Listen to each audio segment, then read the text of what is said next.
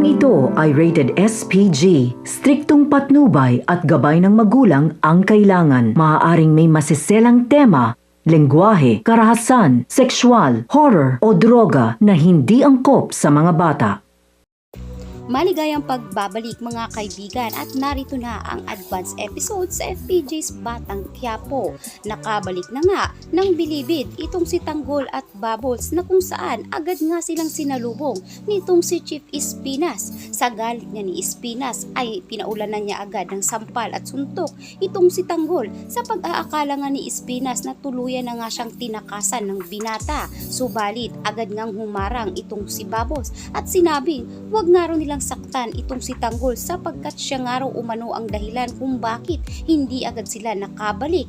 Sinabi pa ni Babos na napaligiran nga raw sila ng mga kapulisan at pansamantala nga silang nagpalamig sa probinsya upang sa ganon ay hindi nga sila masundan kung sakaling babalik nga sila sa bilibid. Kumalma naman saglit itong si Espinas at sinabi nga kay Tanggol na hindi nga raw pwedeng gumawa ng sariling batas ang binata hanggat hindi nga ito dumarating sa kanya. Dagdag pa nga ni Espinas na hindi nga siya magdadalawang isip na iligpit ang mga kaibigan nito. Samantalang nang malaman nga ni Sen na nakabalik na nga ang dalawa ay agad nga itong lumabas at dito kinumusta niya nga ang dalaga kung ano ang nangyari sa kanila at kung bakit hindi nga sila agad nakabalik. Dito nga mangiyak-ngiyak na paliwanag ni Babos na hindi talaga sila bumalik dahil napaligiran nga raw sila ng mga kapulisan.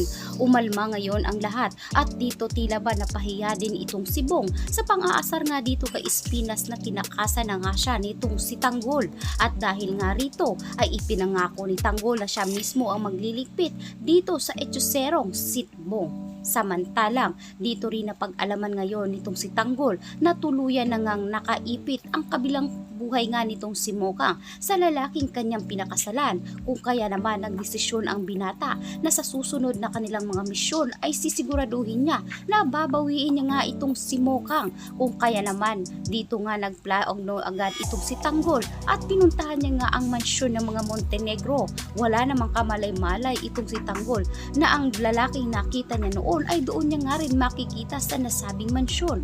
At dito nga pasilip-silip ang binata, subalit nakita nga siya nitong si Olga at sa takot nga ni Olga na magkabulilyaso ang kanyang plano ay agad nga siyang lumabas at tinawag ang binata. Noong una ay tila ba nagdadalawang isip pa itong si Tanggol at binunot niya nga agad ang kanyang baril sa takot na baka maunahan siya. Ngunit paliwanag ni Olga na hindi nga siya kalaban at kakamping nga raw siya nito. Subalit ang malaking revelasyon dito ay tinawag nga nitong si Tanggol ni Aling Beng bakit nga raw siya naroon sa nasabing mansyon. At dito nga napag-alaman ngayon ni Tanggol na itong si Olga ay nagpapanggap lamang at dito rin niya napaisip na siguradong meron nga itong binabalak sa kanilang pamilya at yun nga raw ay kanyang aalamin.